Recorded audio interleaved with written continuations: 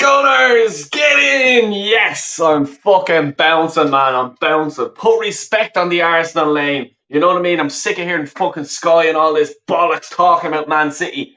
Ask me fucking Irish balls. Come on, you Gunners. I'm fucking delighted. I'm not saying, look, I think the big game now, obviously, look, the Wolves game and all is going to be so important, like, you know what I mean? But look, let's get fucking talking about this game today, and I'm buzzing. And who better to start cheering and start talking to what these two legends in the house? What's the crack, Manny? How you doing, pal? You know the story, Del. We are top of the league. We won again. And now that you're here and Warren's here, the crack can begin. Good to see you. And first of all, let me also say thank you for joining in my cricket stream earlier today with Hanno in his coach's corner. We'll be trying to cover the semi-finals and the final of that Cricket World Cup. We'd love to have your company. I'm hoping and praying that Arsenal won't play on Sunday, but it is what it is. Can't do anything about it. No, always a pleasure. A big shout out to Hanno. Great little channel he has. Fair play to him. And you do a great job, by the way. Your commentating is unbelievable. And I'm slowly but surely starting to understand cricket a small bit. But I think I'm going to have to get a bit of a lesson off you anyway, first of all, you know. But Mate, listen. All you need to do is just watch the game, and you'll understand how it's played. And I've told you, Ireland has already beaten England twice now in World Cups. If you were to catch the 2011 group match when you beat us, I think it was Kevin O'Brien who scored a terrific century. You know, you'll enjoy that, and I can definitely help you with the rules. I'd be happy to have you have a watch along. I don't know if you get Sky Sports in Ireland. I think it's Atanta Sports who broadcast those games. Yeah, so maybe you can have that. But let's talk about the game, and I think Warren might be in a better position to talk about that game more than I am, because I missed the first 20 minutes. Probably didn't miss too much in the end, but you know, we dominated them. They pretty much didn't have all the answers. It was quite clear that they came out to you know, try and contain us, all in vain in the end. And of course, I predicted that Aubameyang wouldn't score. I didn't predict that he would end up not being influential, but I will actually defend him and say that he was pretty much, you know, swallowed up in a way by our defense. And once again, William Saliba, what a defender he is. And I'm so glad that he is back with our club. As Craig Malloy mentions there, Partey was also outstanding. And yeah, it was just a terrific game to watch. Yes, we might have gotten a bit lucky with the goal, but people say we make our own luck. And, you know, it is what it is. There is one thing I do sort of have, though. I mean, I was surprised to see Zinchenko coming in because he had just come back to fitness, and I think he was probably a part of Arteta's plan to sort of get that bigger, taller defender with the body shape in to try and counter Chelsea's midfield. I think Potter actually dropped the ball tactically once again. I think his selections left a lot to be desired. And we can definitely come to that a bit later on. But he missed a golden opportunity by not starting Kieran Tierney today, because it's never mind the fact that dropping a player after scoring a goal and playing 90 minutes and having a fine game, yes, against Zurich, but still he did nonetheless. Dropping him like that was ridiculous. Bringing in a player who had just come back from injury was also a bit of a risk. But in addition, when we knew that Cesar Azpilicueta would be playing today, given how patched up Chelsea's defense would be, that should have been the opportunity, in my opinion, to get Tierney starting and sort of interplaying with Martinelli quite nicely, because, you know, Tierney is the type of person who knows how to overlap well. On many occasions, Martinelli looked a little bit isolated because he never really had that much in terms of support from Xhaka and Zinchenko. I think they were interplaying amongst one another. And so the opportunity that we had to put Azpilicueta under pressure, it never materialized. And to his credit, the Chelsea captain, who I think has clearly seen better days, went on to have a more than decent game. But we should have pressured that right-hand side a lot more. And in Tierney, we missed a trick. And I don't think there's any Arsenal fan that can say that in terms of all-round ability, Tierney isn't the better left-back. I mean, he is the better left-back, although I accept that Zinchenko has a specific role to perform. But that's another occasion when, you know, Arteta made a gamble. He stuck to his own way. And fortunately for him, it paid off in a way because, I mean, Zinchenko, there were quite a few touches where he looked rather sloppy, and I don't think he was as good defensively as Tierney would have been. But in the end, it kind of worked, I suppose. And that's another example of how, you know, things were sort of able to go our way, and it worked quite well. And I think the midfield had a lot more protection. And again, with Potter, his team selections left a lot to be desired. You leave Kovacic on the bench and bring on Ruben Loftus-Cheek, and you leave Koulibaly on the bench and stick Trevor Chalobah in, a glutton for punishment in many ways. So, once again, Potter lost the match tactically, but we took advantage of everything. And even if we were a bit lucky with the goal, we were good value for our win. And of course, 1-0 to the Arsenal. I'm not going to do any more. Yeah, and that's all I'm going to say so far. Warren, please come in, sir. Yeah, it's always good to hear you singing, Manny. Warren, how are you doing, pal? Yeah, I'm okay. How you doing? Great, yeah, great. Buzzing with this victory. United losing as well. I didn't see that game, but looking at the results coming in, I was watching the Liverpool game as well just there. Yeah, great day for Arsenal. I must say it's an absolutely great day for Arsenal. I just want to ask you a question, and I'll probably ask you this every week. You know what I mean? Kieran Tierney, why did he not start, Warren? Mate, I think if I was Kieran Tierney, I'd be asking for a transfer. Wow. But he clearly doesn't rate him. He's third choice left back. That is clear, right? Tomiyasu starts in front of him, and so does Zinchenko. So what's going on? You saw how animated he got after he scored that goal the other night. So I think he's not happy. I've seen his body language. I've seen his facial expressions. To me, he doesn't look happy. And if I was him, I'd be going in and asking for a transfer request tomorrow. And if it's not granted, I'd go on strike. Wow. Force a move. Wow. Because he's been treated disgracefully. Yet another one. How many more players is this prick of a manager going to piss off, and he's going to end up ruining this club's chances of winning a league title because he can't manage people? That's what's going to happen. It's going to cause division in the camp, and this is the very time where you want the whole squad together and focused on the end goal, not going around upsetting people because you got an ego problem, and he clearly has. And if I was Josh, I'd be saying to him, "Listen, mate, we want you to go and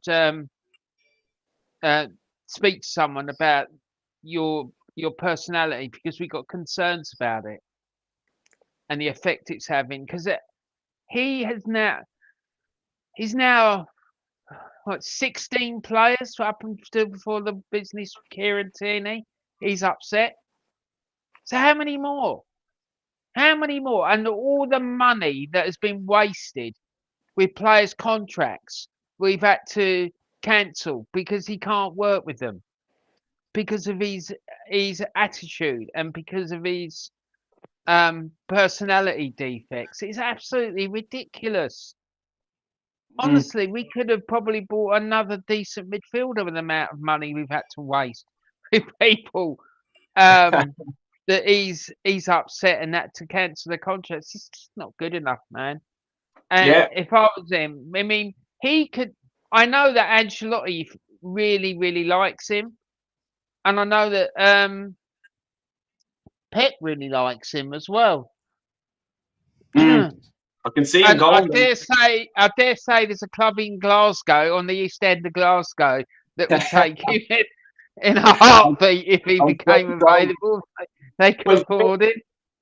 I just want to bring in Oliver. Oliver's always been positive. He's always been there. Oliver, what did you make of the result today, mate? He's gone. Yeah, he'll be back though. He'll be back. He might have some problems with his internet. I think he'll be back. Yeah. Who was your man of the match, Manny? Who else? William Saliba. And this might be a case of splitting hairs, and I know there's a chant going on now, but I think there was a petition early on to make a new chant for William Saliba to the tune of "I'm a Believer" by the Monkees, and that would have been a lot more catchy in a way. I'm actually going to look up that chant, and I'll tell you it later. But yeah, once again, he's just shown what an asset he is. And a lot of people are going to talk about how pathetic Aubameyang was. I'm sorry, but I'm not going to buy into that hatred for Aubameyang because, Aubameyang actually was motivated.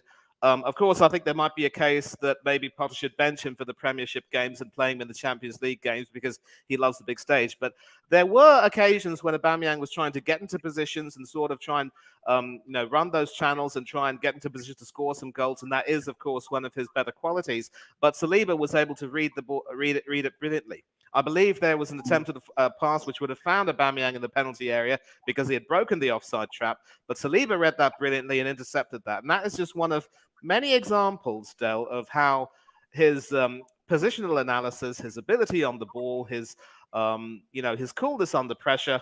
I mean, Warren can agree with me. You can, sir. That boy is really showing signs of becoming the new David O'Leary, and he just needs to definitely have some better defenders playing with him because, I mean, of course, Gabriel has somehow played himself back into form, and probably thanks to Saliba. But Saliba, it could be argued that Saliba has now helped raise Gabriel's game in a way, and that's how important he is. Saliba will obviously be going to the World Cup with France, and he will certainly benefit from that tournament experience.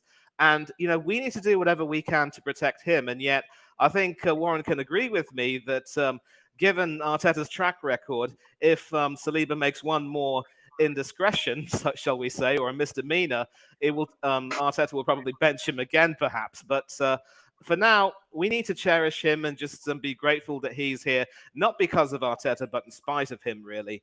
And as long as he's here and back in our back line, we're not going to have any problems. There were some other outstanding performers. Partey looked good, but he and Xhaka did have some support from Zinchenko, who was helping out with the midfield, but otherwise a little bit sloppy in some cases with a few poor touches. Martinelli should have been given a lot more support, and had Tierney started, Martinelli would have definitely prospered. Jesus certainly huffed and puffed, but just couldn't find the opening. And Odegaard had a few touches again, never really got involved. It just has to be Saliba, and Ramsdale didn't even have a save of note to make. So that's how important he is, and we need to manage him well and make sure that he doesn't get injured. Because again, if he does get injured or anyone else, we will be up a gum tree. Yeah, like the thing as well, like what I noticed about Partey when I was watching the game, he was like that. I'm the same as everyone else, really. Saliba, Partey. I'd probably give it to Saliba, but the two of them were outstanding today. The thing I was sort of thinking about, like sometimes Partey has these games, goes on runs where he's absolutely unplayable, he's unreal. And then there's a few games where he goes real bad. I just think we're sort of missing that. Like, Sambi Lokonga isn't really threatening anyone's position there, really. You know what I mean? We need another midfielder, especially if we're going for this title challenge, to really push them. So Partey is not comfortable there sitting, oh, well, if I had a bad game today, I'll be still picked tomorrow. Do you know what I mean? We need that. I can't even think off the top of my head who'd be out there or whatever. Probably Declan Rice or something like that. A player I dislike, I'm sure, for certain reasons. But that's another day. I think I'll be doing something with you, Warren, and I might talk about that. Yeah, exactly. Mate, there's a certain player on the other side of North London that we should have signed, and he would have done the job perfectly. Mr. Basuma, for example. Yeah, 100%. I just want to say something about Saliba, right? What concerns me about him is that, unfortunately, he's at a club where the coaching of players is abysmal. There isn't one player, in my opinion, I might be completely bonkers, but there isn't one player, in my opinion, at this club that has improved under these coaches. Look, I mean, Kieran Tierney's a case in point. He came down from Celtic, and as far as I'm concerned, he's just got worse. None of them have moved forward, and it concerns me because we have got a world-class centre-back in the making there. Right? I'm not saying he's world-class now, but he could potentially be if he's given the proper coaching, but I just do not think he's going to get it at this club. That's why I want Sambi Lokonga to go on loan potentially to Marseille. Because look what happened to Saliba when he was at Marseille, how he developed. Because Yeah. that ain't happening here. It's not going to happen at Arsenal. Yeah. But so I just, I'll shut up now. Brandon, I'll just welcome you into the chat. I'll just give you a quick recap of what's going Hey, on. Brandon. Warren's talking about Kieran Tierney going on strike. Del Boy's joining a cricket team. Mane's giving me all the rules and instructions. How are you doing, pal? What did you make of the winnings today? Is it time, Del? Is it time? Oh, don't say the words. Don't say it. Is it time? I think it is time, Del. I've got to admit, I think it is time to admit that we was maybe a little bit wrong about the manager. No. I'm just saying. And I'll tell you why. We've lost one game this season. We've drew one. And that's it. Apart from that, every single game, and I know we lost to Manchester United, right? But I said this earlier. Every single game, apart from maybe one or two, we have deserved to win the games. And that comes from this squad and the players and how they're performing week in, week out. But it also comes from the manager as well. You have to credit the manager with it as well. And I think he's built a very, very good first 11. We can compete with pretty much anyone. And I believe we're at this moment in time, we're challenging for a league title. However, having said that, I do recognise that we still need major investment in January if we are to maintain this. So right now, in my opinion, we're challenging for the league. However, if we don't receive any investment in January, then I could potentially see us like fall off a little bit because there's the World Cup to come. There's no guarantees that all the players are going to come back and be 100% fit. If we end up having to rely on some of the second string players that we've seen play in the Europa League, then that could cost us. So it all really boils down to, are the owners and the manager and Edu going to go out and spend a little bit of money in January to maintain this title race? Because right now, I don't see any other team that's any better than us, mate. To be honest with you, I look at Liverpool, they're up and down. I look at Manchester United, up and down. Chelsea, you know, they look like they're a team in transition.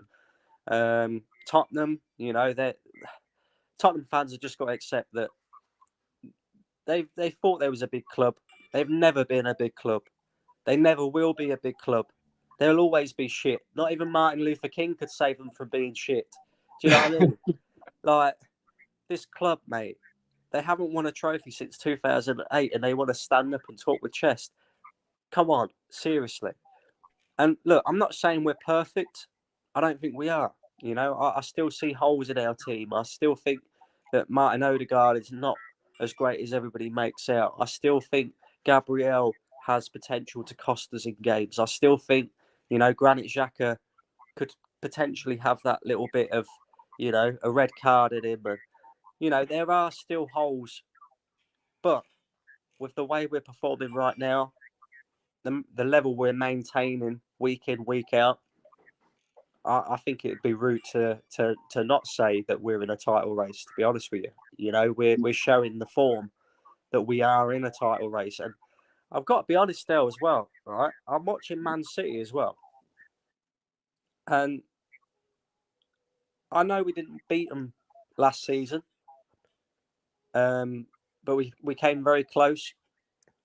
I think if we was to play Manchester City now, maybe not at the Etihad, but at the Emirates, I think we'd beat them. Yeah. I genuinely do, mate.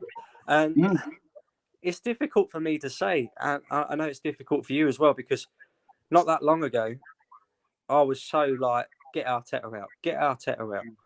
Now, I'm starting to see that, you know, maybe, just maybe, he is becoming what all the Arteta in fans was saying that he could be. You know, he's showing me in games that his tactics are spot on, absolutely bang on.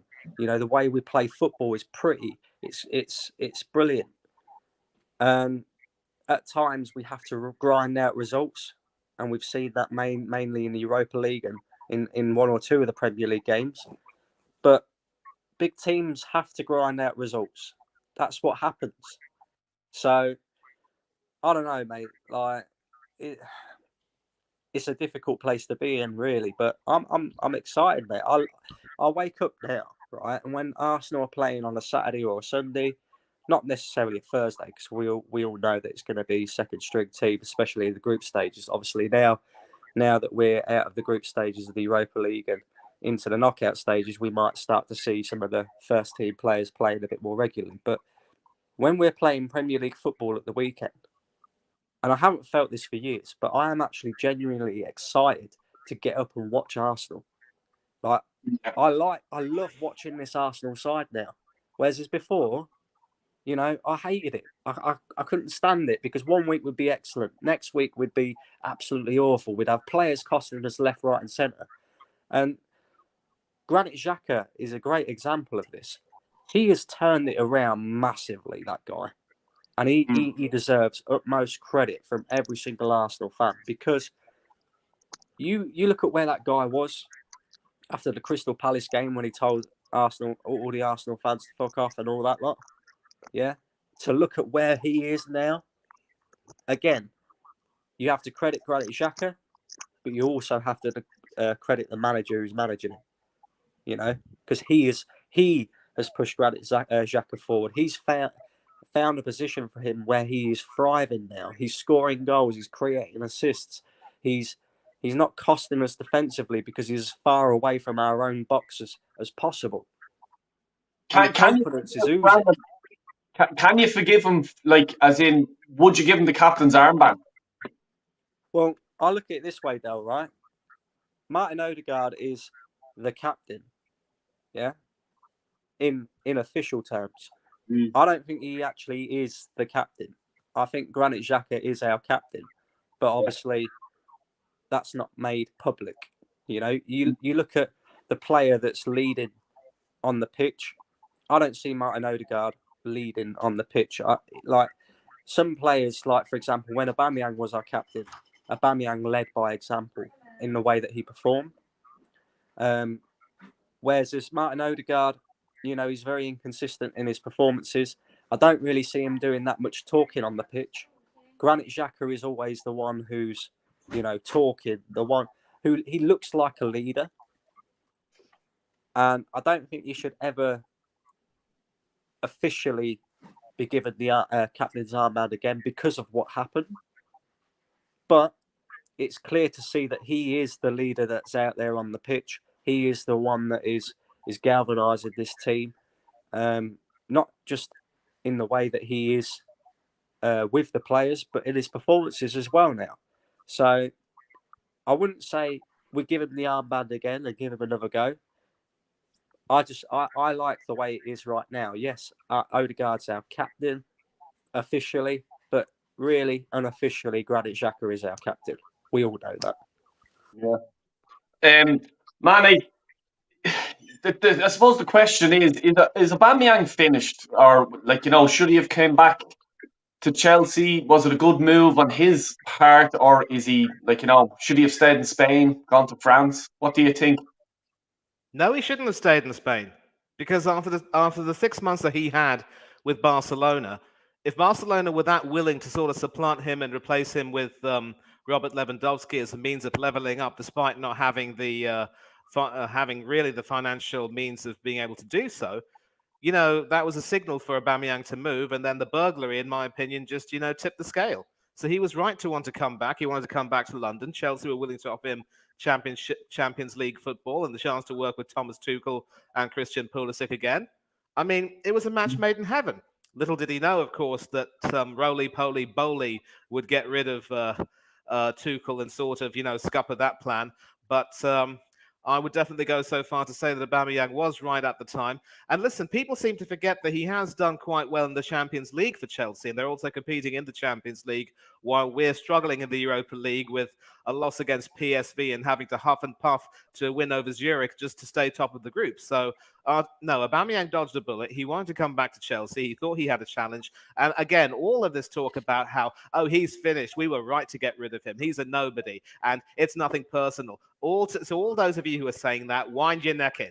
Form is temporary, class is permanent. And obviously, he will have some games where he tends to struggle a little bit. And I was talking on a few streams with people who were saying that the reason why Aubameyang has probably not scored as many goals as people would like him to score is because the midfield has been so patched up and so, inconsistent and wonky in a way that he hasn't really had that much in terms of service. And his record, he's only played about 5 games in the Premiership, scored on his debut, but also tried his best to get into the game in every other game since. Here he also tried, but he was, prevented from doing so by some smart defending from our man of the match. I don't think he's finished at all. And, the squad has got to, be able to settle down and Potter again has to choose his team wisely. I think again he dropped the ball by picking Loftus-Cheek alongside Jorginho, and again Mount and Havertz and Sterling weren't exactly on the ball today, as it were. So no, he's not finished by any means, and we need to stop disrespecting him. We speak about how we've moved on from him. We really need to move on. He was wonderful for us. He could have had a legacy, but Arteta decided that he had to go, and then we now move on. So no, he's not finished by any means. And in the spirit of people living in glass houses not being allowed to throw stones, Gabriel Jesus has still not scored a goal yet. And yet people praise him for his ability to run the channels and offer work rate and so forth. Listen, if we want us to back Gabriel Jesus, I'm happy to do so. He is our player. I believe he just needs to relax and stop putting pressure on himself. But in the same way, we need to get off Aubameyang's back. He's no longer our player. Let him enjoy himself at Chelsea. I think he will certainly start to thrive again, but Potter needs to, get his act together tactically. I think in terms of the Champions League, they still have a chance of going some way, and Aubameyang will have a role to play. Let's focus on ourselves. If Jesus gets injured and we have to depend on Eddie Nketiah, God forbid, again, we're going to be up the river without a paddle. So no, Aubameyang isn't finished. Let's reserve judgment until the end of the season when we will see how he does. And of course, how we do. I'm not going to say that I'm wrong about Arteta until the end of the season when hopefully we achieve our targets. And for me, my remit has always been the same. Champions League or bust. No top 4, no Europa League, out the door. I don't care about the ups and downs of this season because we've been here before with Wenger. Top of the league by February. Yeah. Saliba, Gallas throws a strop and down we fall. We've been here before. Brandon, do you in there, mate? Yeah, I disagree to a degree. I think Aubameyang is finished, but not through any fault of his own. I agree with what you're saying there. I think Aubameyang is finished purely and simply because of his age. I think, like you say, he went to Chelsea. Thomas Tuchel was in charge at the time. They had a settled side, and obviously this whole thing's happened where Tuchel has been sacked, Potter has been appointed. Now, the reason why I say I think Aubameyang is finished is because it's going to take Potter 2, maybe 3 seasons to get himself the players that he needs in to suit the system that he wants to play. In that time, obviously Aubameyang being 32, 33 years old, he's getting older and older. He'll be getting less and less. He'll always be lethal, but like his pace used to hurt teams. Whereas you see that his pace isn't quite what it used to be, and that will continue on the older that he gets.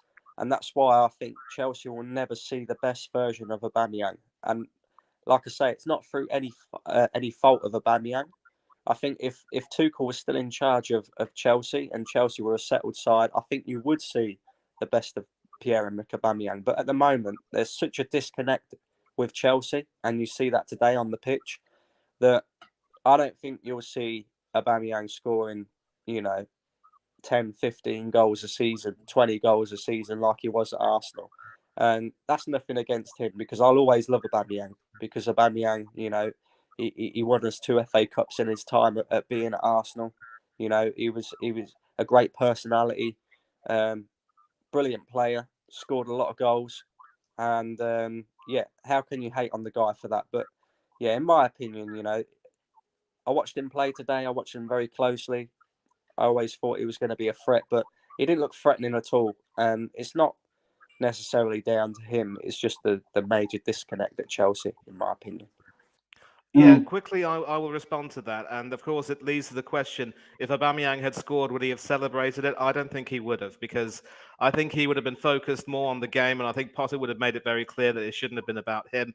And listen, I take your point that he may not play the way he used to before, but strikers will have an ability to try and evolve their game. If they lose their pace, they make up for it with their positional awareness. We will agree to disagree, Brandon. I think we will see some more goals. We can agree that he may not be at his lethal best, but he will definitely score some more and chip in and be a more important player in the system. But that decision to sack Thomas Tuchel is looking more and more stupid by the day. And I think Aubameyang being choked for service and not getting too much more is one aspect of that. So we will agree to disagree, mate. Mm. I'll bring you in now, Central, but I just wanted to. So I was just looking in the comments. There's a few stuff about Shaka today, and his sort of shithousery. I love that, and I agree with Darren. I think Arsenal have been missing that for so long. You know what I mean? I think Vieira probably was the last. Get the fuck in. You know what I mean? I like seeing that. Roughing other players up, roughing another team up, getting them, blood running to the head. You know what I mean? So yeah, I do agree with Darren there. You know what I mean? We need that because Matteo we're Guendouzi, Del. sorry. Matteo Guendouzi, mate. Yeah, I suppose. Yeah, you're right. But Central, I'll bring you in, mate. How are you getting on, and what's the story? What you think of the match today? Yeah, I'm good. So yeah, the match. Yeah, it's good. It's our third win at Stamford Bridge in 3 years. I'm happy we beat Chelsea. The first half we've been poor, but the second half we kind of pick up some momentum. And I think who scored that goal? Is it Gabriel who scored that goal? Yeah, Gabriel Magalhaes. Yeah, Magalhaes. He's with them lucky. I think Chelsea were poor, man. I don't know what happened to them. They just never pull up a fight. I thought we were going to get a defeat or maybe a draw. They just didn't really man. It's Chelsea. They're in a transformation period. They used to be feared. Now they're just it's. I think it's a paradigm shift. We're getting good and they're getting shit. I know. It's not their fault. They just got the transformation of owners of Abramovich to Todd Bowley. Yeah, we're top. We got I'm not looking forward for the midweek game against Brighton in the cup because of De Zerbi. It's Brighton, but yeah, I think yeah, I think this is our best. I think this is a great chance to challenge for the league, but it's depending on what's going to happen. It's what we're going to do in the second half of the season after the World Cup.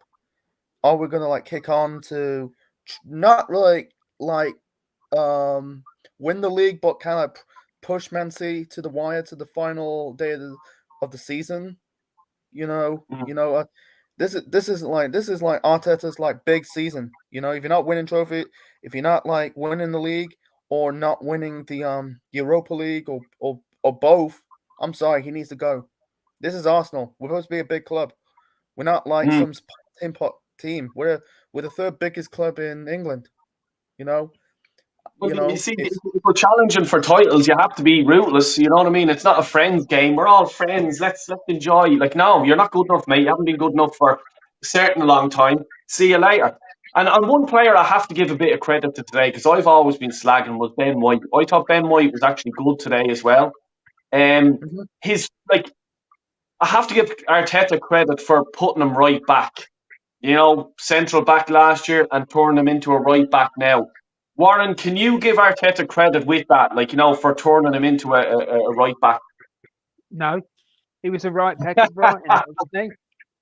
Well, he was, wasn't he? Wasn't he a right back at Brighton?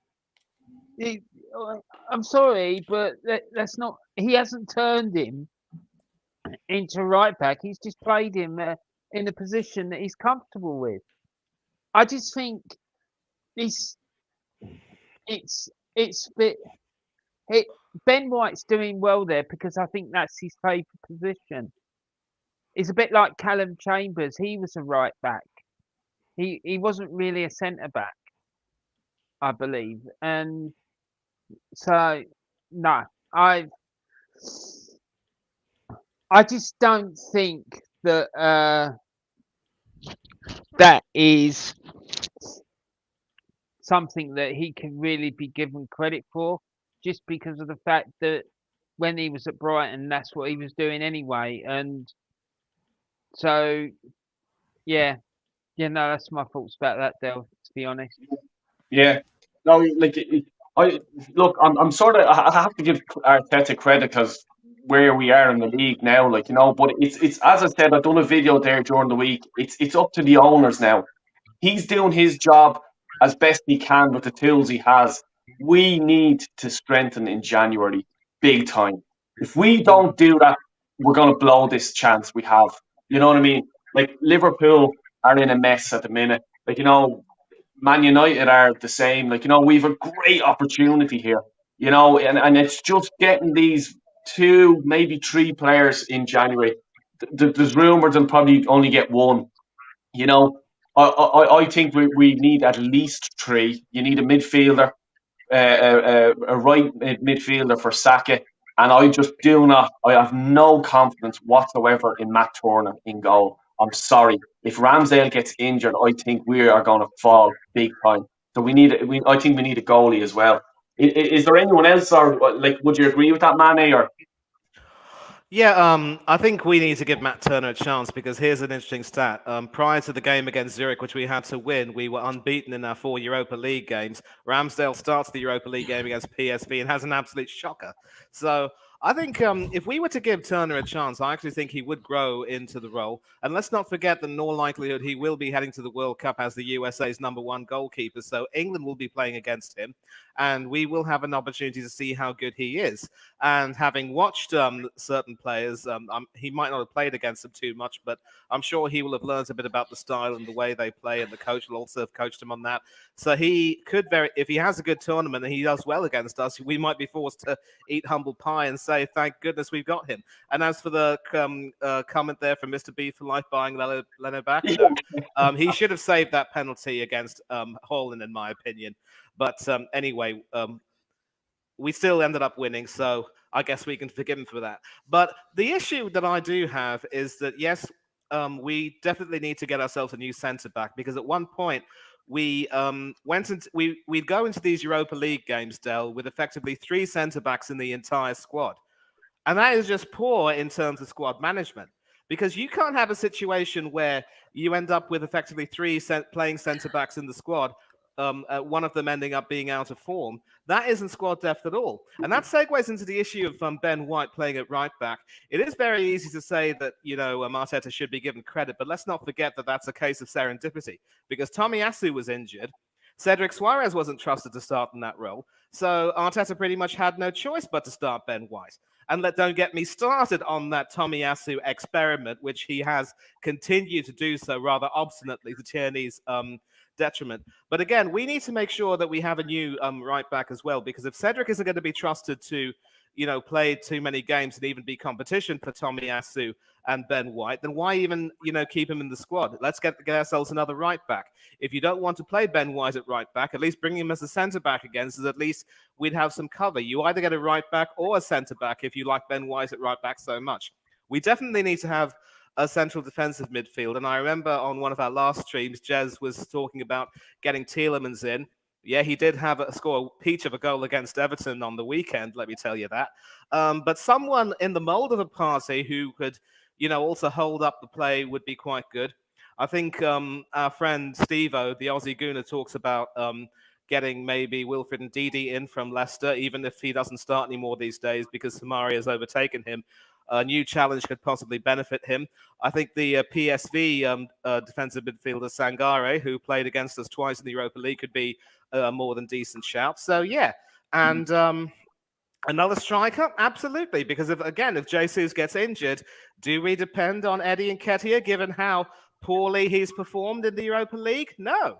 And I also take the point that we may not have that much money to spend in January, but it's how we spend that money which will be important. And if we spend that money wisely by getting just the 2 or 3 players we need in the positions in where we completely need reinforcements, then we can certainly maintain the title challenge. I don't think we will win the league. I am confident now more than ever that we could secure top 4.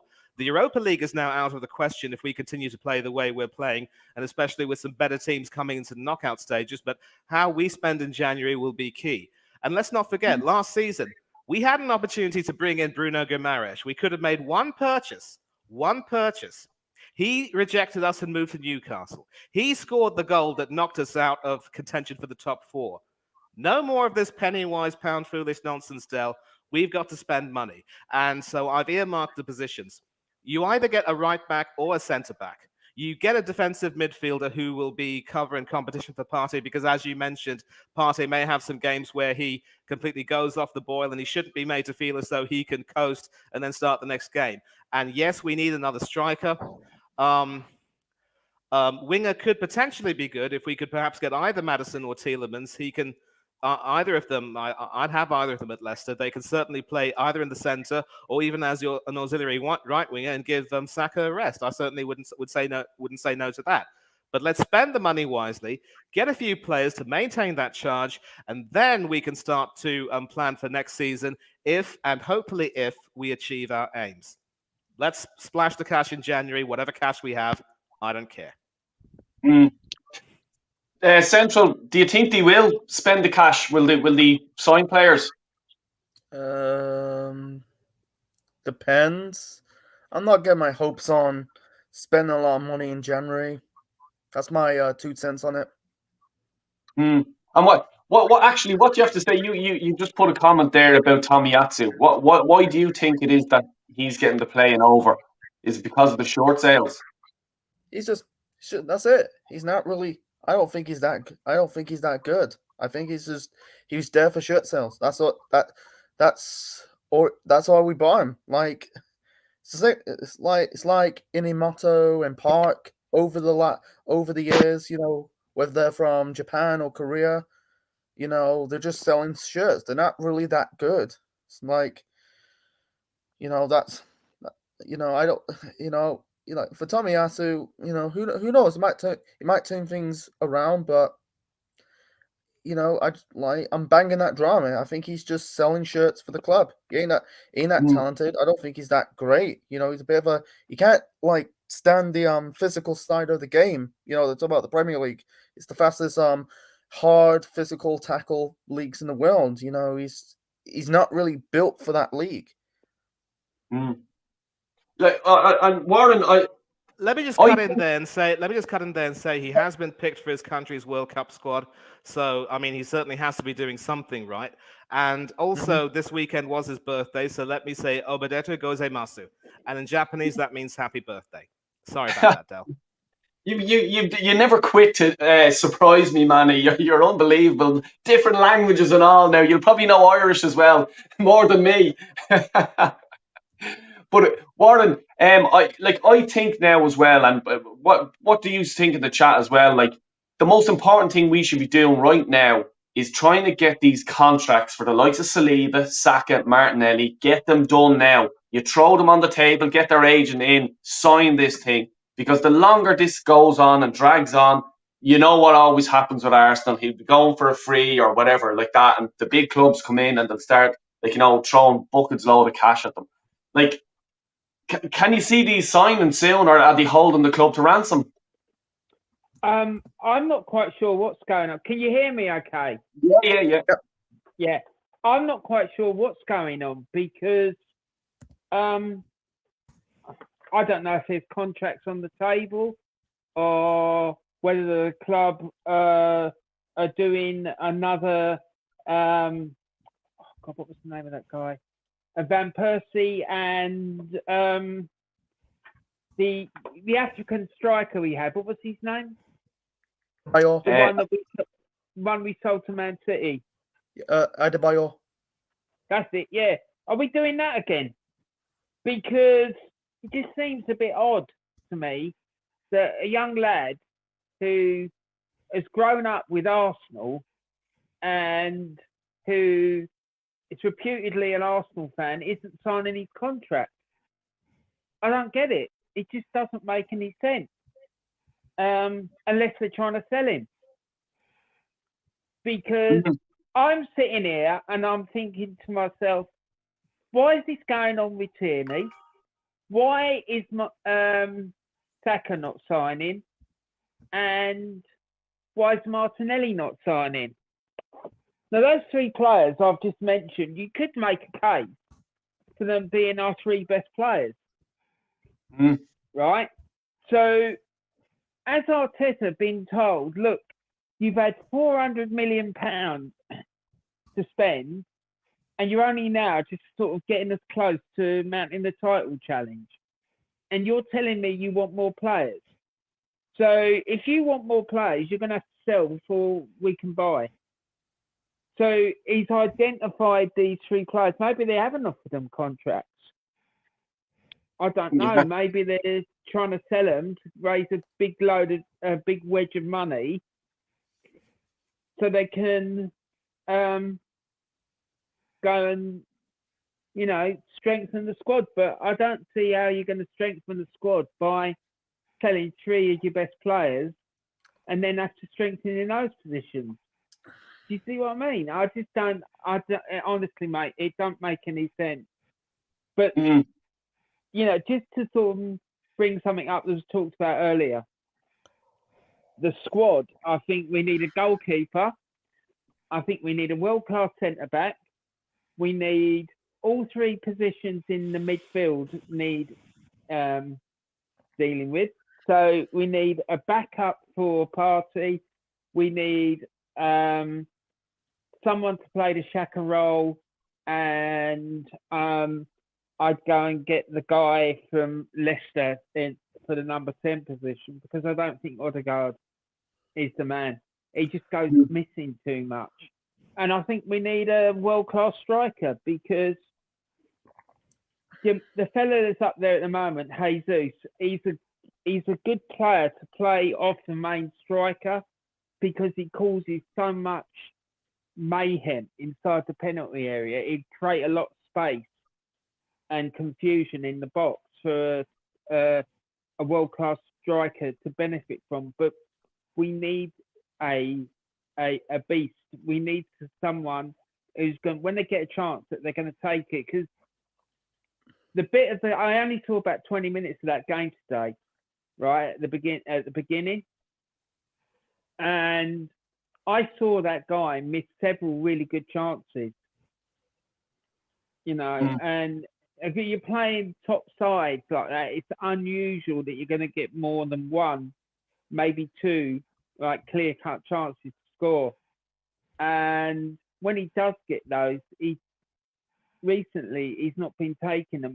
Whether his confidence is going, and he's starting to snatch at chances and whatnot, because that's what happens when strikers go through barren patches. When they do get a chance, they've got a tendency to then snatch at chances and not be composed they normally would, and that's when things start getting worse and they will miss more chances. So this is where a top drawer manager or coach would then get hold of the striker and sit him down and talk him through it and coach him out of this spell. But I don't think Arteta has got that ability to do that, unfortunately. Well, sorry, mate. I went on a bit there, so sorry about that. No, you're fine. I want to introduce me cricket coach here, the assistant cricket coach to Mane. Hello, what's the story, man? How are you keeping? I'm all right. I'm all right, of course. First of all, I want to say congratulations to you lot, of course. Yeah. Yeah, we just didn't perform well. We were dominated, played off the park. and unlike United, you guys didn't take the throttle off. And United did, and that's why we could score against them. But you guys just obliterated us. Well, like, what do you think is the problem at Chelsea? You know, is it like, you know, the players? You know, are they going to give Potter a chance? It's difficult to say, but you have to give Potter the chance. You have to give him chance. Bowley, you trusted him. You gave him a 5-year contract. It's not going to be It's not going to be nice for us, but the players have to do better. I know sometimes the tactics, you don't like the tactics, and so forth, but you have to play better. If you're playing, look, Havertz, it was involved so many times, but he did nothing. You look at Aubameyang, he didn't get service, though he dropped deep, but at least try and make something, run, do something. And yeah, I think I- for going forward, we just need to trust Potter, because Mhm. unless it turns pear but yeah, it's Will, it's difficult. will they back him? Will they back him in January? Like, are you guys expecting players in January? We definitely need players. I think Bowley will back him, but we need players. But I think first we need to get rid of a few players. Players like Ruben Loftus-Cheek, potentially like Aspi. We need to get rid of these players who are old. I know Aspi did great against you guys today, but there's some players that aren't Chelsea quality.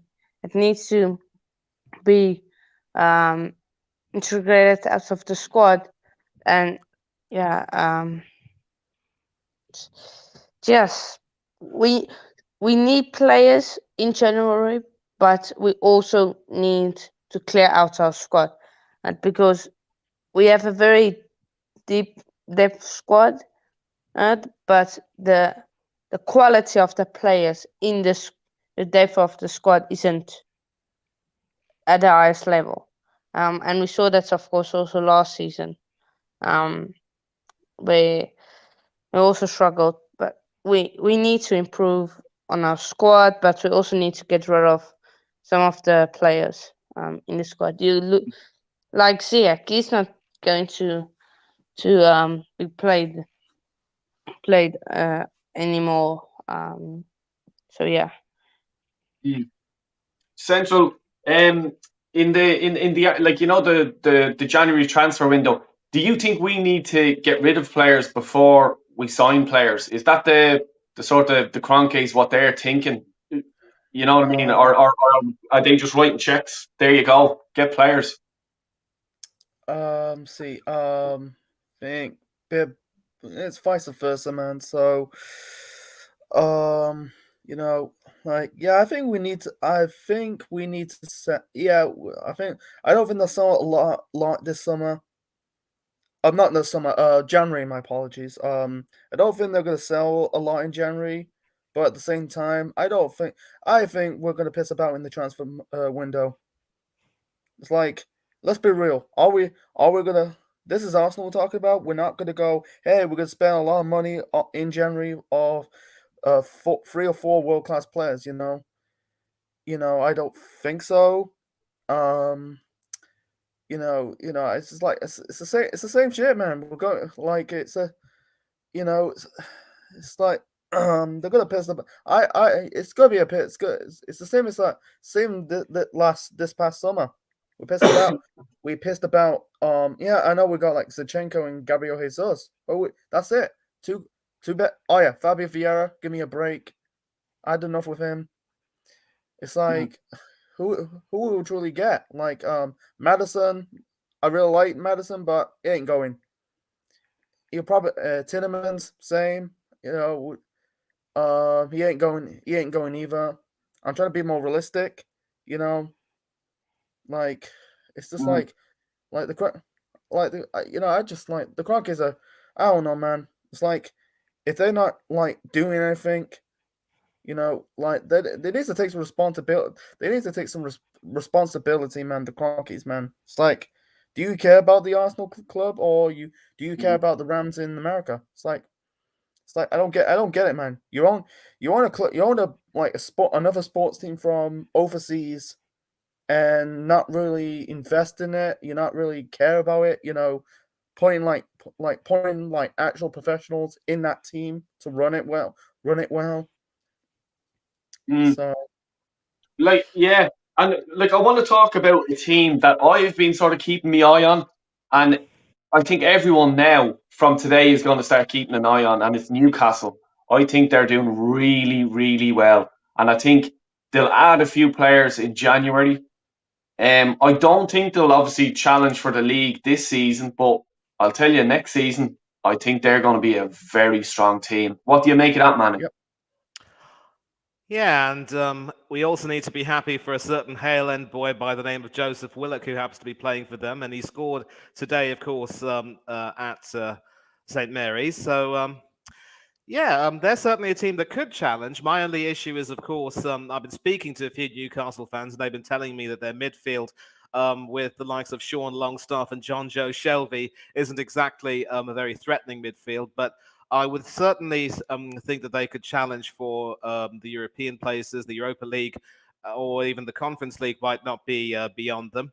And they're just going to have to make quite a few investments in terms of getting some more quality players to play in the midfield. But I think this season, the best way for them to make sure that they can get some good players would be to potentially have a cup run, maybe even win a trophy, or even sustain their league challenge. And if they can do that, then that could be half the battle won. Obviously, they've got the financial clout to be able to get players to come in, and I think certainly, you know, we can crib about the morality of the owners and what they stand for, but in a purely football perspective, I think it's fair to say that some good times are slowly but surely coming back to Newcastle. It was either them or Michael Ashley, and even as a non-Newcastle fan, I can tell you that Ashley was a tumour who had to be removed any which way. So things are starting to look up for us for Newcastle, but they will have to start, you know, leveling up perhaps a little bit and maybe consider the quality of their squad.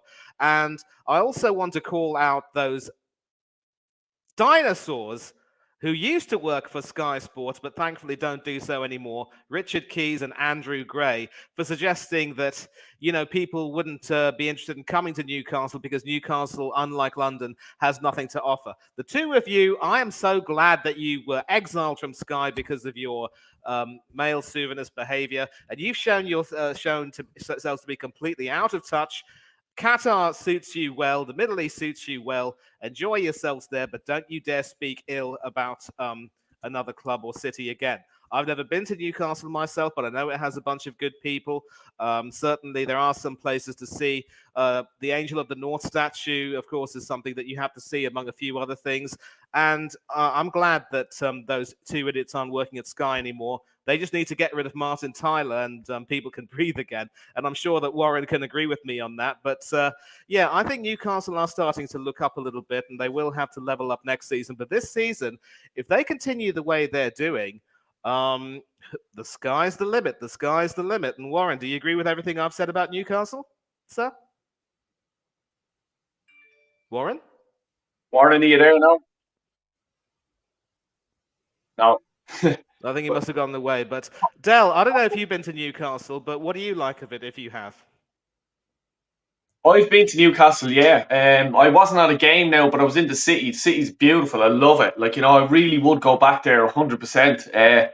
A good friend of mine, he's a Newcastle fan in Dublin, and he goes over to a lot of games. Like he'd be a regular over there. He's if you think I'm a bit mad, this fella's double me.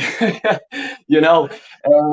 And yes, so please say that to Richard Keys and Andy Gray. Those two completely out of touch. Yeah. Well, he keeps on telling me, come on over. So I might go over to the Arsenal Newcastle game if I could get tickets. Like, even if I was in the tune end, like, you know what I mean, it wouldn't bother me, like, but I'd have to try and be quiet. That's hard to do, especially me. Hannah, what do you make of Newcastle, mate? I think it's Hannah there, is he? No. Wait. Yeah. Newcastle, they have started taking the season by storm. Personally, I think, and they've just been on amazing form. At one point, I was questioning what is Eddie Howe as Newcastle manager because they were losing some games and drawing some games they shouldn't be. And right after I said that, he proved me wrong, and he turned a new leaf basically, and now they're on this massive run, and I think they can get top four. So far, I really think so. But Yeah, it wouldn't surprise me. Like, and another team I want to talk about is, well, Spurs and Liverpool. Are Liverpool coming back into it now? You know what I mean? Or is there still sort of a bit of drama in the back room? I think there is. I think there's something going on in Liverpool. There's, like, there must have been a bust up in the dressing room or something like that. Like, because they can't go from being that good to, sort of mediocre, if you like. Now, I know they got a great result today away to Spurs, like, really suits us. But if you asked me earlier on today, I'd rather a draw because I don't want Liverpool coming at you, and if come, say, April or something like that, and Liverpool are within spitting distance of us for the top four, I will get very nervous because Liverpool are a super team at actually pushing and really going for it. Like, if they know that they can catch, let's say, for a top four position or something like that.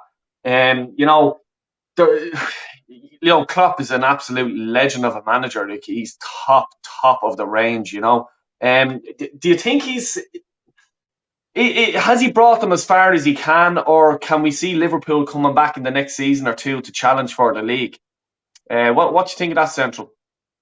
Liverpool, I was shocked for this season how they really falling down, man. I thought like they're going to be kicking on and trying to win the league again, but wow, man, I think they'll probably bounce back next season, man. I think like it's just they were never the same after the Champions League final defeat to Real Madrid.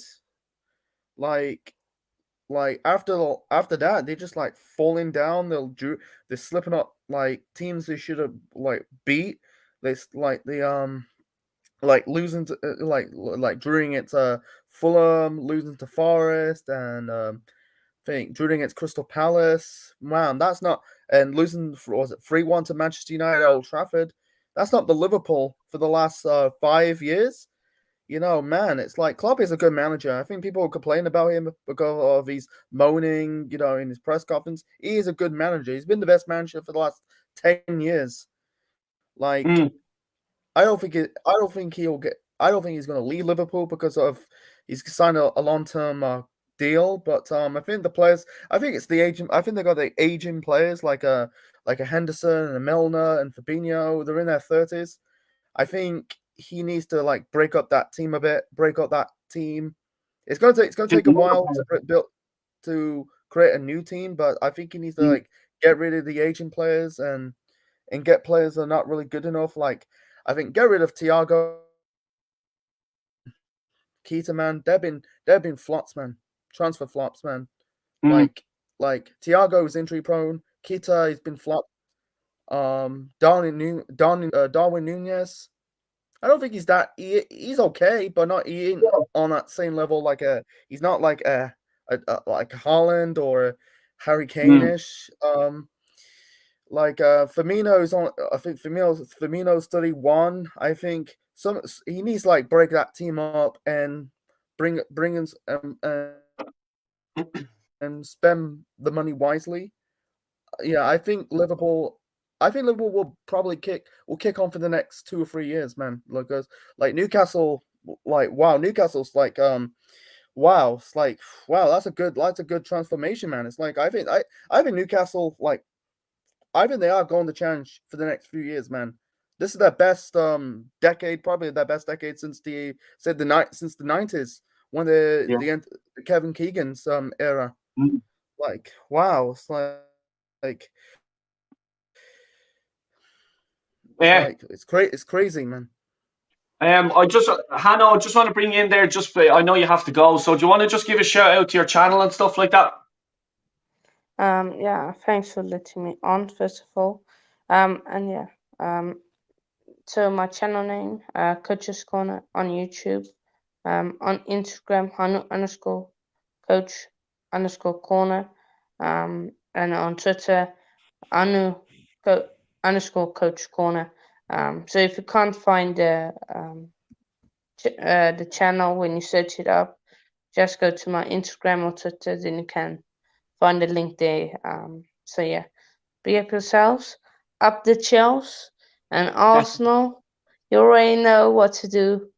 Bottle the Prem, bottle top four, bottle the Europa League. Cheers. I'll say nothing. He leaves in Yeah. Warren, are you still there, mate? Yeah, I'm here. Can you Oh, hear yeah. me now? Yeah, can hear you now. Yeah. We were just. Loud and clear. I was just sort of saying, is there any other team that you can think is challenging for the top four? Obviously, look, it's Man City. Are we going to get a top four, or do you think we'll bottle it like Hanno said? I don't think we'll get top four. I just can't see it happening. I think Liverpool are a big worry for me because I've seen them do it before.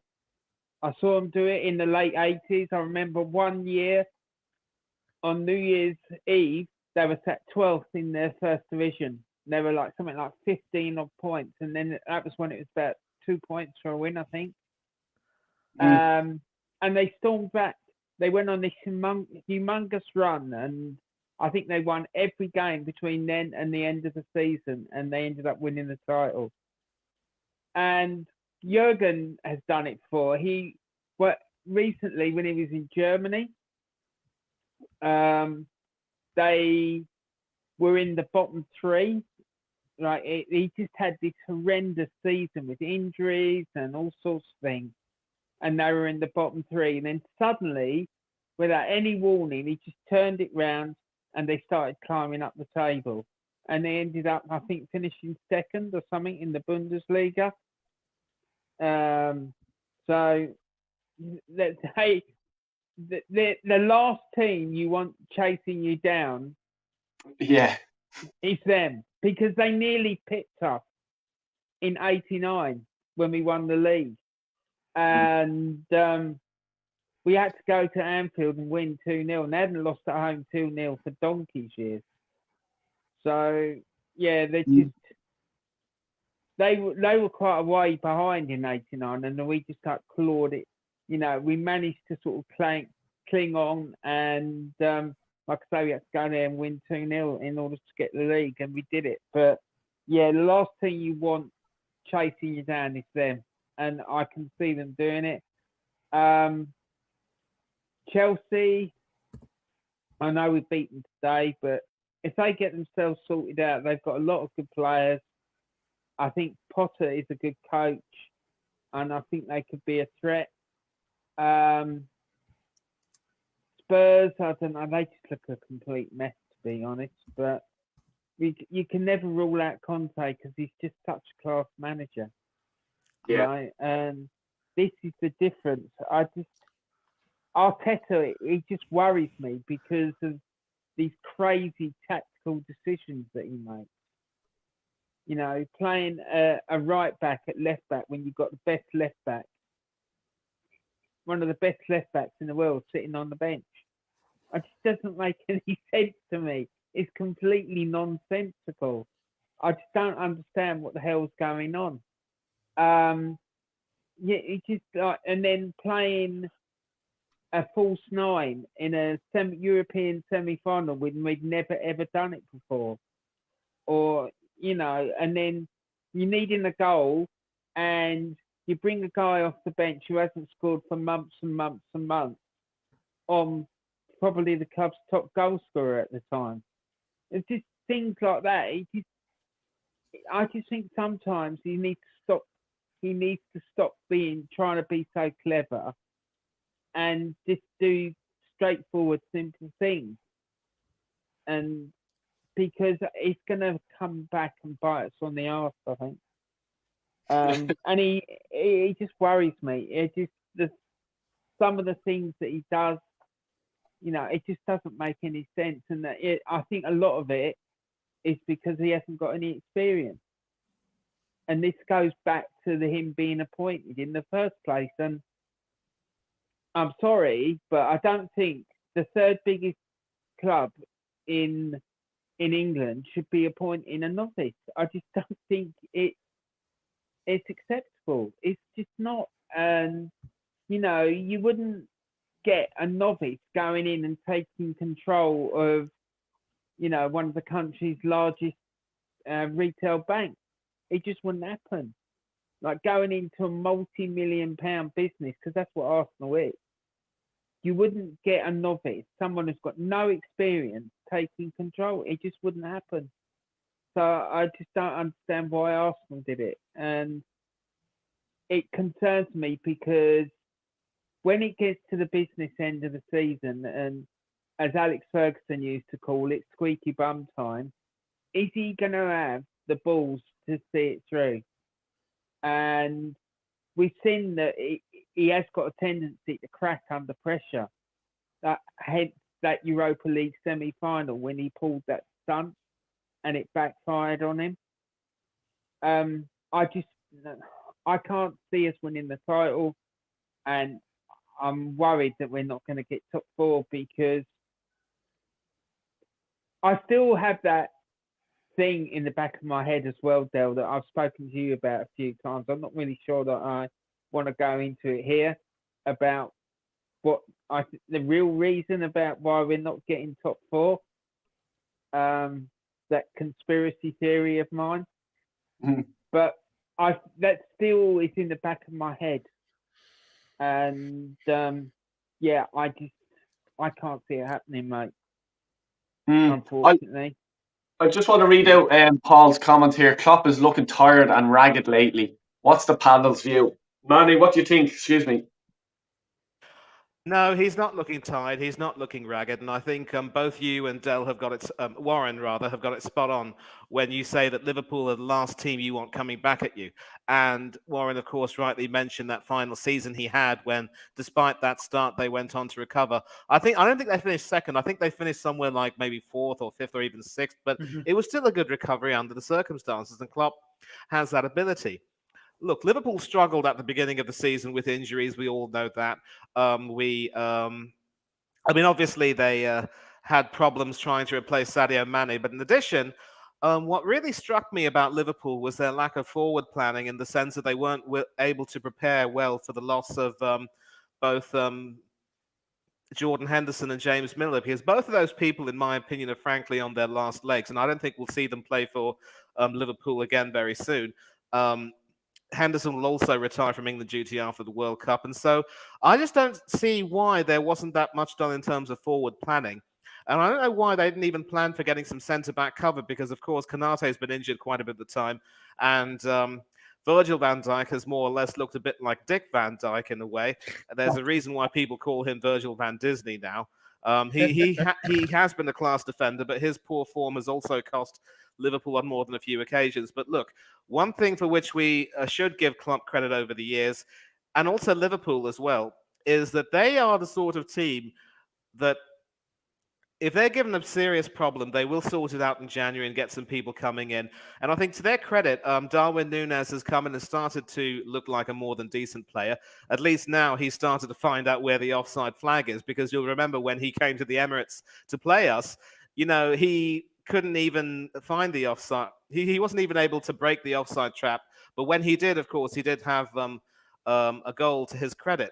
So once they start to gel, and I think once they start to recover and get their mojo back after the World Cup, I think they will be fine, because you've said it perfectly.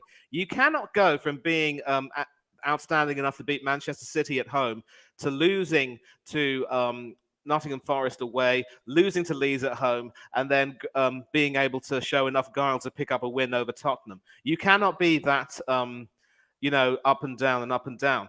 I don't want to speculate as to whether there was a bust up or anything, but I just think injuries at inopportune moments have cost them as well.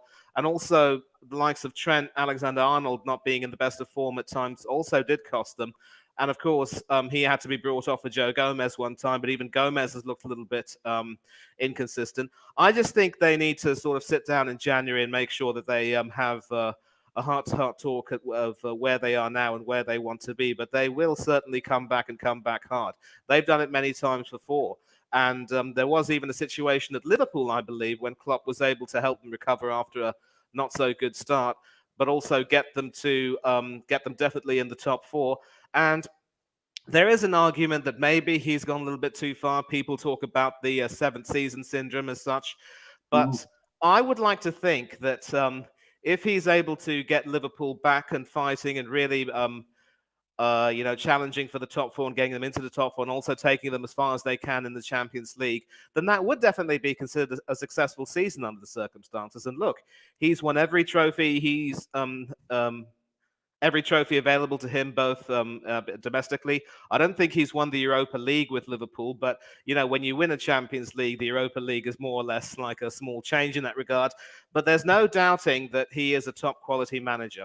And I would say that there is an argument that maybe he's taken them as far as he can go. But I think if he loves the club that much, if he definitely believes in what he has to offer and the owners believe in him, I think he will find a way. He always does. So, no, he doesn't look tired and ragged. I just think he needs a bit of refreshing in January, and the World Cup couldn't come soon enough. And so once he gets that break, and once the team gets that break, Salah's not going to the World Cup, so that's a bonus. Watch out for them after January. Yeah, this is the thing. Like, you know what I mean? That's why today I was sort of saying I wouldn't mind them getting a draw. Do you know what I mean? Like, as in, fucking this win, I think is going to make them bounce. Another team today, Central, I want to talk about Man United. What the feck is going on there? Losing 300 to Villa. And I'm just looking at the form here of Villa as well.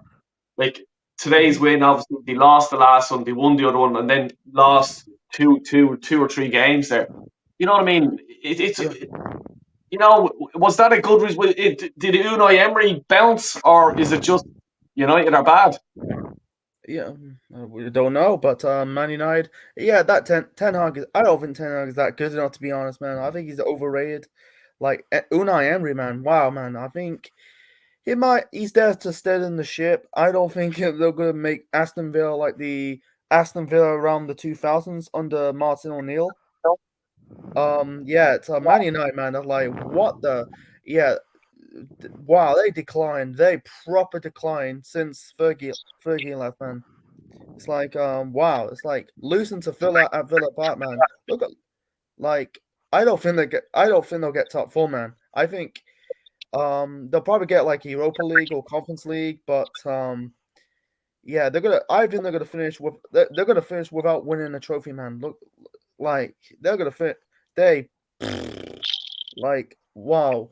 It's like I don't know what happened to I feel like when they announced they got Ten Hag, I thought not really. I'm not keen on this Ten Hag thing. I don't think he's okay manager, but he's overrated. The reason why people like overrate him because of his he guided Ajax to that Champions League semi-final in 2019. That's it. He didn't really do much of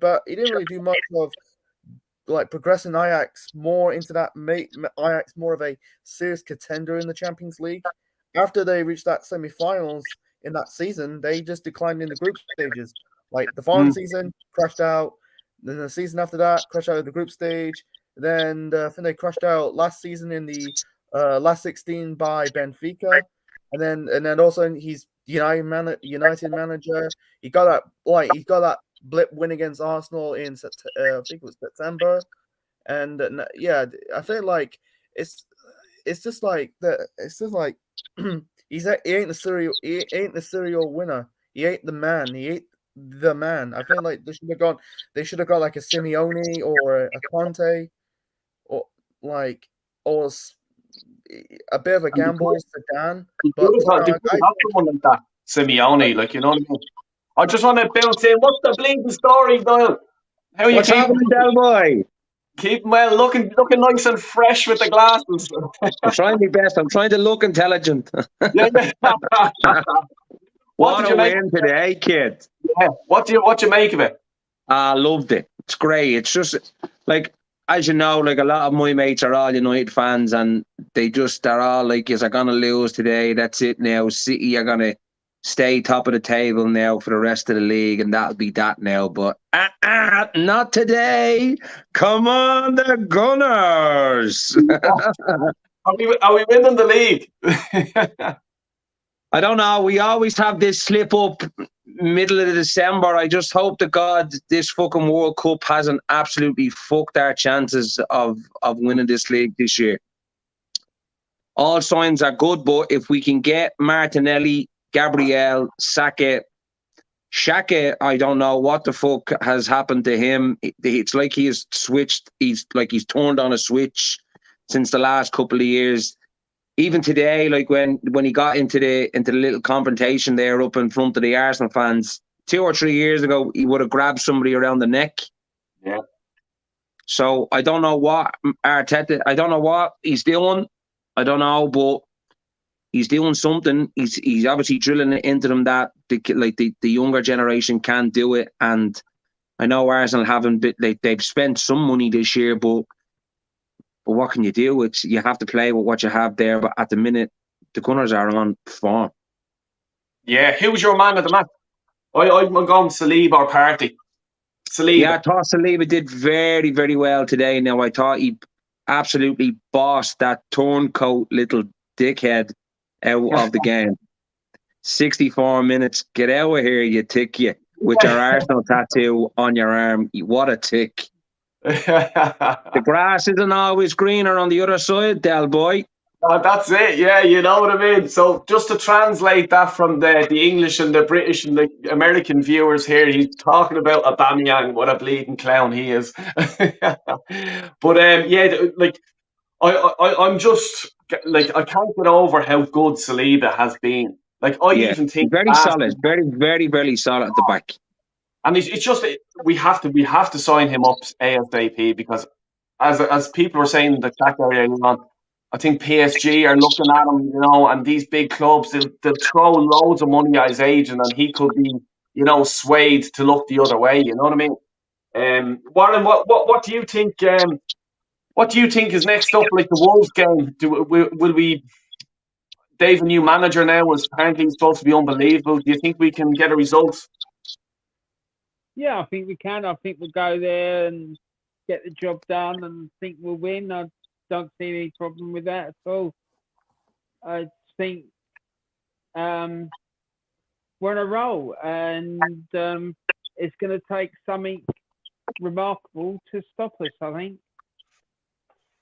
At the moment, it's what happens after the World Cup and whether we strengthen. That's what concerns me, because I think we need it. Definitely. And because we get 1 or 2 injuries in key positions, we're going to struggle. If Partey gets injured, and Ramsdale gets injured, and Saliba gets injured, any one of those is going to cause a massive problem. I mean, look what happened last season when Kieran Tierney went out the team. Because last season, Kieran Tierney and Partey went out of the team more or less around the same time. And that's when our form dropped off at the end of the season. So if something like that happens again this season, it's going to be a big problem, and particularly with if Aaron Ramsdale gets injured. Now, I know Manny was going on about this goalkeeper, but let's not forget those stats that we looked at the beginning of the season with that keeper. He'd let in more goals than he'd conceded more goals than the numbers of games that he played. So he played something like, I don't know, say for example, 30 games and conceded 50 goals in that 30 games. And that for me, and that was in the American League. So that for me is a major concern. I think we desperately need to get a proper goalkeeper because we're the third biggest club in the country. We can't be having players working their way into the team and developing themselves. He needs to, if that's what he needs to go out on loan and do that, not do it at Arsenal. We're not a further education college. I've had enough of people coming to this club to learn their trade. Yeah. Do you know what I mean? There'll be like managers doing it. We've had coaches doing it. We've had chief execs doing it. It's got to stop. We need finished articles, not people learning their trade. It's ridiculous. I'm sorry, it's just not acceptable. So, yeah, I think we'll be fine. It's just after the World Cup that worries me. Like I think they're going over to Dubai or somewhere ready for the warm weather training. You know what I mean? And for me, I just don't think that's right. You're in England. You should be getting used to the weather there. Why are you going over to bleeding wherever they're going to hot weather training and stuff like that? And I don't think it's the right decision. But it's vital how we react when the World Cup is over. What do you think of what should Arsenal have to do, Manu, for this break? It's simple. I mean, he just has to make sure he twists the ear of the owners and make sure that they someone's playing. I think they can hear my voice. Yeah, thank you. So he just has to twist the ear of the owners and make sure they live up to their word that they will spend the money. And obviously, he will have to sit. I think also what he must do, and it was interesting how Warren spoke about how Tierney should probably react to his predicament by saying that he wants a transfer request. I'm pretty certain that for what it's worth, Arteta seems to value Tierney for his European experience and will want him for the European nights in the Europa League. And I think he might also have to sit down and have some chats with a few players who are coming to the end of their contracts this season and letting them know where they stand, because it might be better to sort of get things out of the way by telling them, look, we're coming to the end very soon, and I don't think there's a future for you, but I would like you to stay and continue to contribute, because at least if you do that, you'll do a little bit more in terms of letting the players know where they stand and where you stand, and sort of trying to bring about the harmony. I think Warren said it perfectly. If the harmony is compromised in any way, then that's going to play a big role in, stuttering the whole campaign. And for all of the talk about how Aubameyang's departure, for example, really increased the harmony of the side, I actually don't think it did. Because bad enough that the entire issue ended up becoming as public the way it did and so acrimonious like it did, we still didn't even replace him. And the worst part is that, there might be some Arsenal fans who've been only too quick to credit Arteta and the boys for making the decision to get rid of Aubameyang and for the run that they had if we had gotten top four. But if we failed to get it, and many of them would have said Aubameyang was the term the cancer in the dressing room, and he pretty much put us on the back foot. So no, I think Arteta definitely needs to make sure he's a lot more proactive. And you talked about the trip to Dubai. I also agree that might be a needless extravagance at this particular point in time, unless it might perhaps be a bit of a pleasure trip for the boys to sort of help them recharge their batteries. I don't know if there should necessarily be any training as such, maybe a little light jogging and a little bit of bonding as such. But hopefully before this trip, and this segues back to that video you made, Del, there will be some do's and don'ts of how to behave in Dubai. Because look, that is still at heart a very conservative country. The people there are proud of their culture. Anything disrespectful of their culture should be not on the head. And I Yeah. speak as someone who's lived in the Middle East for about 6 years, and I tell you that before you go to any country, never mind any country in the Middle East, there are do's and don'ts. And of course, that will segue into the Qatar issue with the World Cup. That's a debate for another day. I'm not going to get into that. But Aubameyang needs to now, Arteta now needs to start being a little bit more proactive. He definitely needs to start making sure he has all the players on his side. And hopefully he needs to have a chat. He needs to have a chat with the likes of Kieran Tierney, because Tierney is a diamond for our team. And there may be other diamonds as well, like Emile Smith-Rowe, who's of course out injured. Hopefully he will speak to him and let him have some clarity on his position. And there are still some issues which could very well end up being time bombs. If Saka gets an injury, what could happen to our season? So how he manages the squad as the manager will be key. And if he's able to take care of these things in January, that will affect and positively influence our push towards the top 4, or maybe the league title, or maybe the Europa League. It's on the manager right now. He has to earn his pay packet. It's as simple as that. But I only hope that answers your question to the best I could. Niall, I've actually never asked you. Are you Arteta in this time last year? Let's talk about this time last year. Now, forget this season. Were you Arteta out? Sorry, hold on. I was watching that documentary. Can you see me? Can you hear me now? Yeah. Yeah. I watched that documentary. Before that documentary, I was really, really 50-50. Again, he hadn't really produced any big signings. I know he was left with the shit that fucking your man had. But what can you do about it? But no, after I watched the documentary and I saw the fact that he wasn't just pussyfooting around, and he was going in and he was telling them basically to their face, this is shit. This isn't acceptable. This isn't what this club, this isn't what this club is about. But I am 100% Arteta in now, because I think what he's doing now, he has them playing the way Arsenal haven't been playing in a long, long time.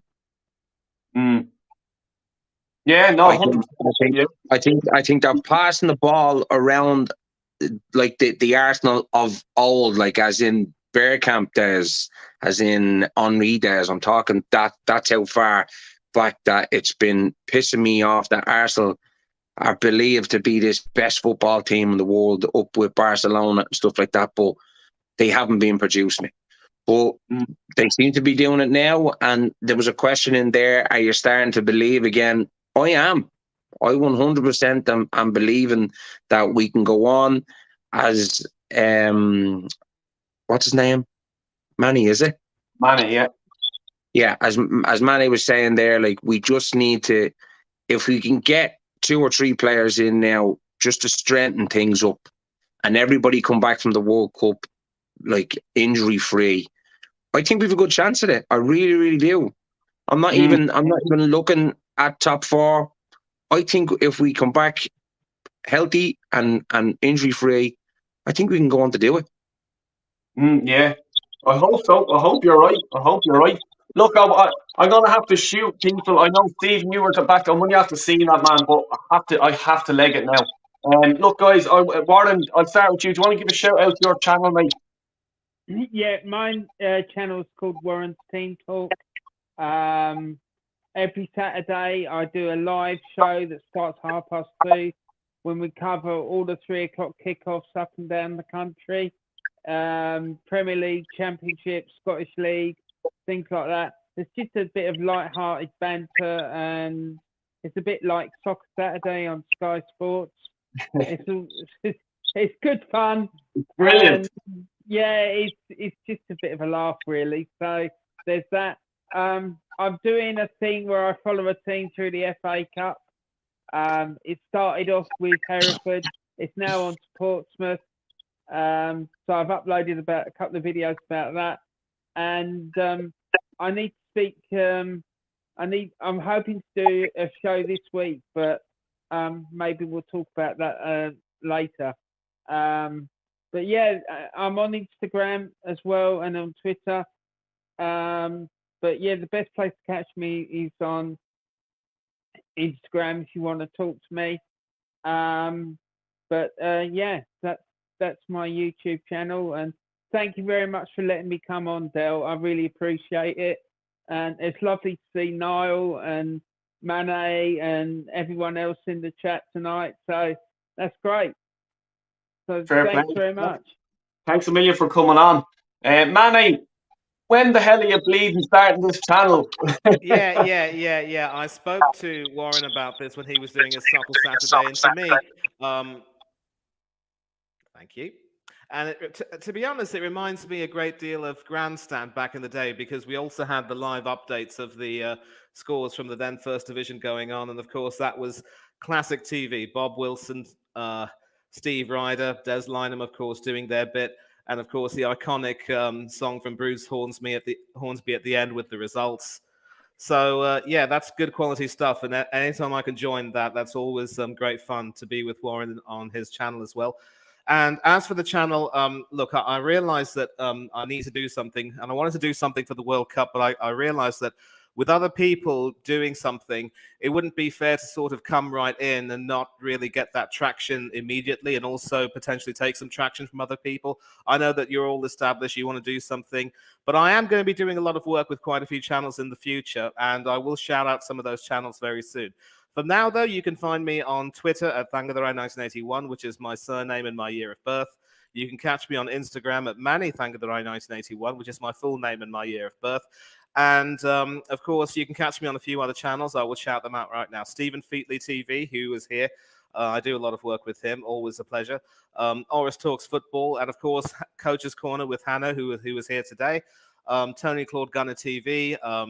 Danny AFC TV. I do a show with him on Thursdays where we either cover the Europa League games or just have a talk about what's going on. Huge shout out to a Bournemouth fan channel called Up the Cherries in All Departments. I'm planning on doing a show with them, starting something new with them next week. And you know, just any other channels I'm on, I'm always happy to come on and do all of this. And you know, this November is of course Men's Mental Health Month, and even if we may not find the time to talk about it very much when we should, it's more important that we do whatever we do that makes us feel happy, that makes us feel contented. And it's here that I want to shout you out, Del Boy, because ever since again coming on your channel, I've enjoyed every bit of my time here.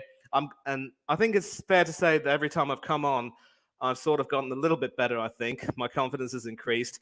And this is something that really makes me happy. And I want to thank you and Warren and everyone else who's helped me feel so happy. This is something that I like to enjoy doing. And I know a lot of people might say that it may not give you much happiness in the long run. But you know what?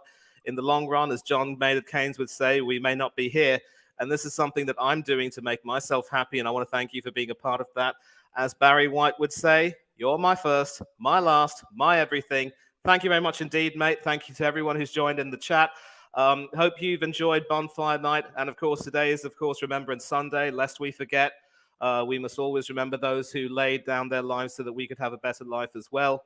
And enjoy yourselves. Have a good upcoming week. And for now, I'm out. And Niall, good to see you as well. Sorry I didn't see you earlier. Big up to you, mate. Niall, fair play, Manny. Appreciate that. You're always welcome, pal. Niall, do you want to give a shout out to you? Are you on Twitter, or what do you have? No, fuck off. I don't have a channel. I just coming in here to talk with good Arsenal fans and have good crack. That's all I want to do. That's it, and you're always welcome, buddy. Come on, the Gunners. Roll on Wolves now next week, the bastards. We get them. And that's the bleeding story. And that is what's the crack, what's the bleeding story. Good luck. I'll see you. Dale, if you're going on, let me know for Wolves. I'll come on 100%. 100% fair play, bud. Thanks a million for talking to you all. Hasta luego. Peace out. A-Town down. Bye-bye.